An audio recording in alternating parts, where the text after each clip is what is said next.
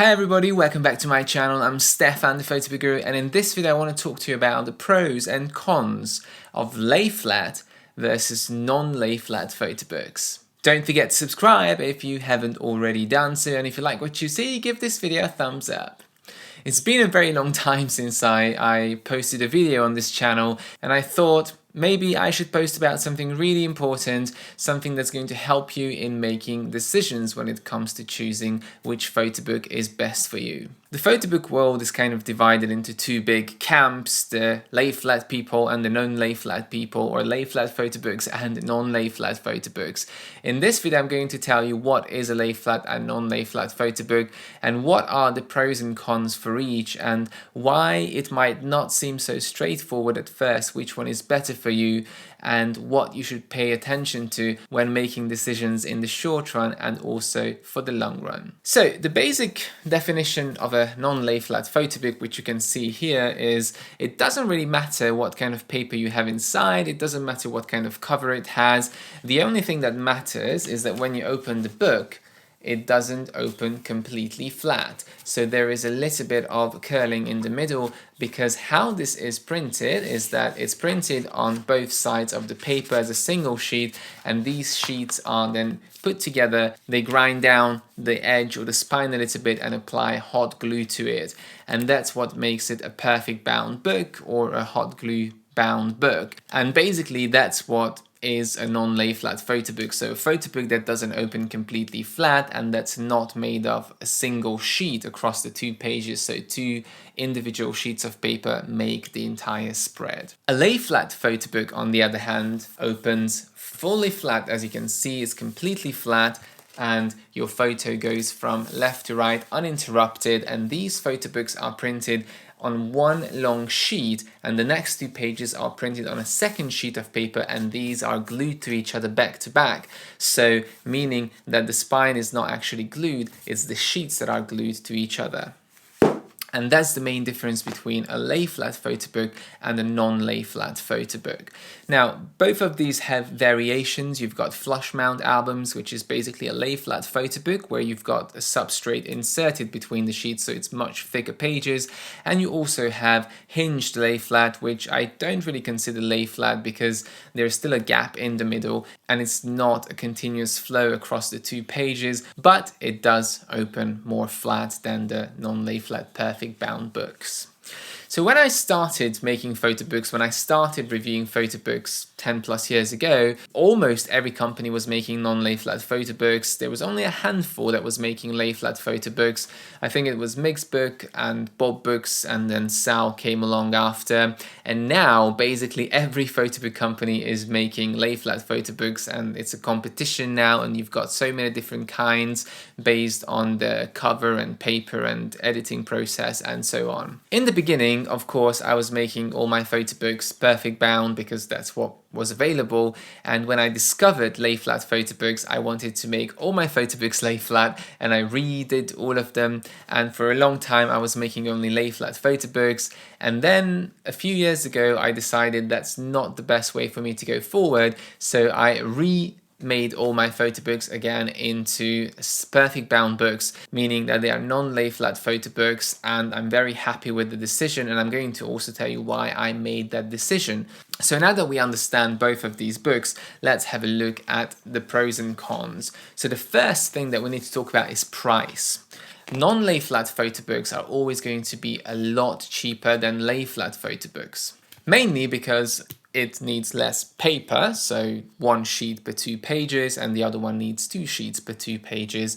And also the binding method is extremely cheap. Perfect binding, glue binding is taking like 5 seconds in a machine, is very cheap and very quick. So these are always going to be your cheapest photo books. And although lay flat photo books have come a long way, they're much cheaper now than they used to be, it's still always going to be more expensive than perfect bound photo books. Not just because of the materials, but also because you kind of pay a premium. So everybody is marketing it as a more premium product, even if the cost was not as much more than the perfect bound book. The second thing that I want to talk about is size. Now, this is really important. Lay flat photo books are always going to take up a lot less space and they are a lot lighter. This photo book here weighs around 5-6 pounds and this one weighs less than a pound. So obviously they're not the same amount of pages, but even if they were the same amount of pages, this one would be around 1.5, 2 pounds at most. This one is 5 or 6 pounds. So a lot bulkier, a lot heavier. And why does this matter?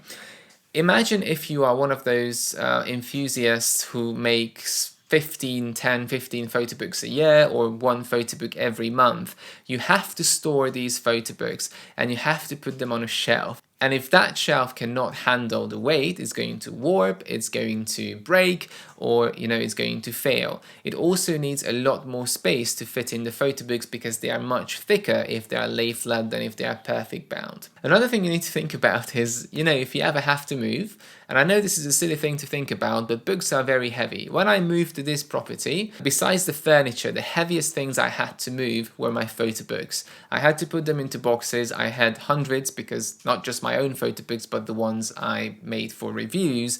And the photo books were really heavy to carry and it took a lot more effort to bring it up than other things. So I know it's a silly thing to mention, but it did give me a lot of grief when I was moving home and I wanted to get all my books and photo books transported. The second thing is, if you want to pick a photo book from your shelf and go see mum or your sister or whoever and you want to show your newest pictures, picking up one of these books and carrying it in your bag is not comfortable. They are really heavy, and picking up a light perfect bound book is always going to be easier and more comfortable to carry around and show it to other people. So that's about the size, and I thought this is really important because if you make 1 or 2 photo books, it doesn't really matter, but if you make a lot of photo books, you need the space and you need very sturdy shelves if you go with the lay flat, depending on how thick the pages are.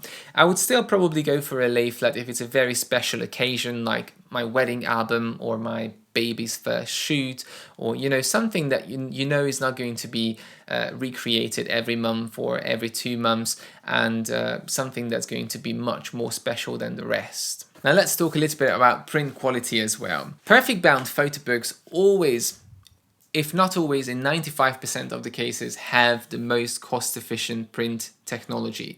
And that means that most of them are going to use digital offset printing or press printing, and that's the worst in the photo book world. Now, it's not a bad printing method, and in the past 10 years, again, it improved so much that you can't compare the digital press prints from today to the ones from 10 years ago. They are much sharper, the colors are much better, but it's still made up of tiny dots and patterns, and it's not the same as a photographic paper or an inkjet print. And more often than not, you'll find those in lay flat books. So if you want to go for the best print quality, lay flat is always going to be your option. Now, I know many people will not even notice a difference between these print technologies, but if you really care about the quality of your photos and you're very picky about colors and smooth tones, then obviously lay flat is going to give you more options. There are a handful of companies who offer inkjet printing for non-lay flat photo books, which I think is the very best that you can get because the book is not so bulky, but you get the good print quality, but it's very few and very hard to find.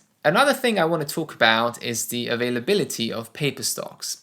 When it comes to perfect bound or non-lay flat photo books, you've got far more papers to choose from. You've got silk papers, luster papers, high gloss papers, matte papers, super matte papers, art papers, eggshell papers, you name it. You've got it all, except for obviously photographic papers, but there's a far bigger range of paper stocks to choose from. When it comes to lay flat, most of the lay flat books use photographic papers, so silver halide, Fuji papers or something similar, and very few of them are going to use some inkjet paper, which comes with even less options to choose from. Now, some companies actually use press printing in their lay flat photo books, so you don't always get the better print quality option, but in general, lay flat photo books will always have the better print quality option than the non-lay flat perfect bound photo books. Now let's talk a little bit about design. Obviously, when it comes to lay flat photo books, the designs that you create have no limits and you can put anything anywhere because you can actually see the spread in front of you, and that's exactly how it's going to look when it's printed. Now when it comes to perfect bound books like this one here, obviously we've got this curling or gutter in the middle, and you have to be very mindful of that. If you know how to create designs that work around this little problem, then it's not going to make a big difference. So for example, if you have a landscape photo that runs across 2 pages and there's nothing really in the middle, just a few trees or something very unimportant, then it doesn't really matter if you can't see 2 millimeters of the image in the middle. But if you have faces in the middle, or if you have a sign in the middle or some text, then obviously some of it is going to get lost and you're not going to see it very well. So this happened many times with people who didn't know how it's going to come out in print. The problem is that many companies offer templates and designs for perfect bound photo books where the photo is right in the middle or the text is in the middle. And I think that's wrong, and if you do see that in your editor, you have to be very mindful. When you print it out, it's not going to look great and some of it is going to get lost. Another thing to talk about that makes a big difference between the two books is the number of pages you can have in a book. Perfect bound books can actually, some companies offer up to 500 pages in a book, whilst lay flat books on average max out at around 100 pages. So that means if you have a very long project, then a perfect bound book is always going to be your only choice, because you simply can't go above 100 pages with lay flat photo books, and depending on the thickness of the pages, it's usually less than that, like 60 or 80 pages. A thing to keep in mind when we talk about a lot of pages is that this is 20 pages and we have already some curling. Now if I have 300 pages here, the pressure of the paper and the glue is going to make it very hard to keep this book open, and if you do force it open, then you're going to get some issues that comes with the binding. I've had perfect bound photo books from so many companies, and there were 1 or 2 from each where the binding failed. And what that means is that if you try to open the book so it stays more flat and you press it down, or you page it a bit too often, then the glue spine can either break or become loose, and some of the pages either start falling out, or the spine just basically breaks and doesn't look so good anymore. And that can happen very often with perfect bound books. So there's definitely a con when it comes to perfect bound books.